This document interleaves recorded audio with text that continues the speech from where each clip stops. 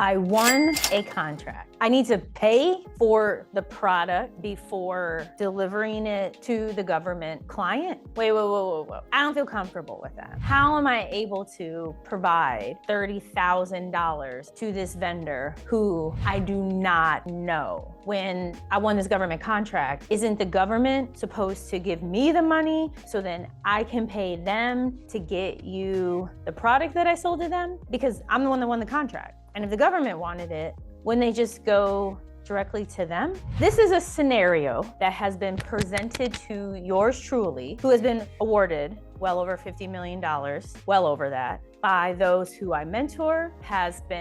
This scenario has been shared by my amazing GovCon winners. This is a scenario that pops up again and again and again, and that is, how am I supposed to fund my government contract? I'm gonna go over how you handle the type of situation I just described, as well as others, because when I first started out, I didn't have a ton of money in the bank. I just became Dr. Parks and had like $200,000 in student loans. That's what I had. I had a lot of debt. So let's go into this, because the number one thing that people never, ever talk about is you don't want to default on a contract. There's no giving it back. There's no, well, I don't know how I'm gonna figure it out. When you enter into this space of federal government contracting, you are entering as a professional, as a GovCon winner, as an entrepreneur. This is not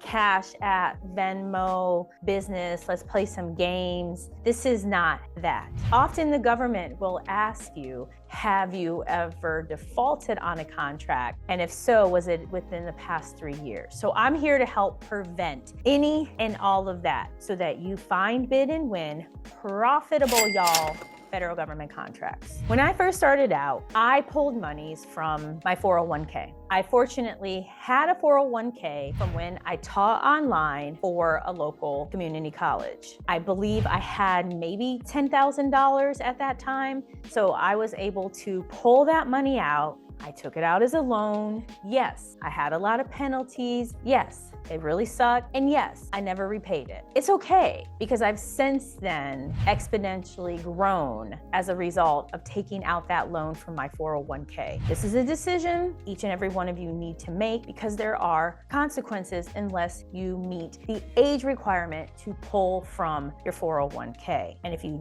don't have a 401k, no worries. Another option, if you need funding. So if you have really amazing credit, I mean, you can go on one of these different apps that are out there to check your credit. There's actually a website you can go to for free. You can go to annualcreditreport.com. It is supported by the federal government, because sometimes if you go to the other sites, you get this amazing credit score and you feel really good and you're like, yes, I'm gonna get that loan, that car, that apartment, that house, and then you find out maybe the score was inflated. So go to the website, check it out. You are entitled to a free credit report every year. It is not a scam. So if you have really good credit, this is where you need to have a really strong relationship with your business banker. In order to achieve that, I advocate that you have a bank account in a big bank like Bank of America, PNC, as well as you bank with a really small bank. So we bank with a bank called Cogent. They're really small. I can text them. They're really nice. They're awesome. They're always there for us. And with a small bank, a credit union, when they get to know you and you have really good credit, oh my gosh, you won a contract? You need $30,000, $35,000 to fund it? Let's see what we can do.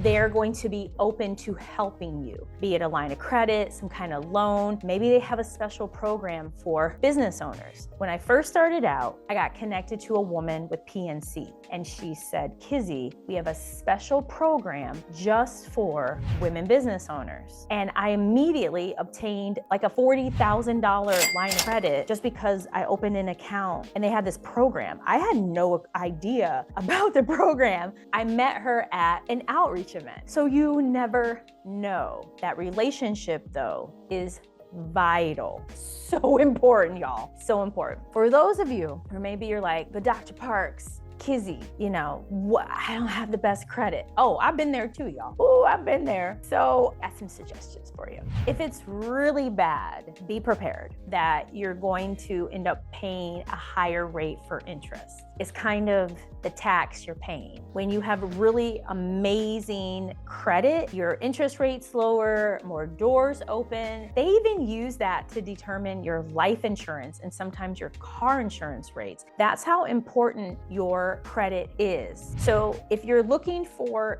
business funding, you may end up with a cabbage type company who was recently bought by American Express. So these type of companies will provide a line of credit or a business loan in exchange for speed and access to different capital that's directly deposited into your business bank account. Your interest rate tends to be higher. Not always, but often. So kind of think payday loans, which I've taken out, many in my life, but in the business side. Think of it, it's similar, but it's an option because you never, ever, ever, ever want to default on a contract ever. And one thing as a business owner is no matter how many years you have, no matter your expertise, no matter YouTube University, things happen. You learn, it's part of the tax of being a business owner. You make the change and you keep it moving. So the next way to get funding, cash off of credit cards, is a potential option. It's there, you have multiple cards, it's an option for you. For those of you where maybe you need more money, potentially you won a $500,000 or $1 million contract. There are factoring companies where they take your receivables, your contract, your invoices, and they will pay a portion based off of that dollar amount. And in lieu, you pay them a fee. I use Republic, for instance. There's a video on it. I'll make sure that it's included here. So take a look, check it out. For those of you who are in construction or an area where there's some type of bonding, chances are you can use that to get your receivables early so you can take care of all of the different materials, paying any kind of subs who you need to pay. What's key is, regardless of the approach that you take, you must do your research. I promise you, the money is there. Let me tell you how I know. Because I've been in debt. I have used any and every type of funding option out there. I remember one time I had this bookkeeper. She was so sweet. She kind of had a little Southern twang. And she's like, Kizzy, wow, you're real good at finding debt. And it's funny at the time. I mean, looking back, it's like, wow, I was. Thankfully, I'm not in that position, but guess what? It's a means to an end. And it's about how it's marketed. For really well-known entrepreneurs, when they receive funding or they take out lines of credit or you learn about the amount of debt, oh, that's okay because they are fill in the blank with a name. But for us, oh, you have so much debt. Let me look at your credit score. So realize it's a means to an end. I don't have that debt now. I have strong profit margins. I have multiple companies, and the same will happen for you. You just don't give up. The funds are there. Also, kind of as a bonus, feel free to inquire with other entrepreneurs. So here's what I mean. There was a point in time where we were a sub to an Alaskan Native concern, and I didn't want to wait I think it was 30 days for the receivable to be paid. And I asked, is there any way to maybe expedite it? They said yes. And then they charged a fee. At that point in time, it didn't matter because I needed the money. So the same may occur if you are subbing to someone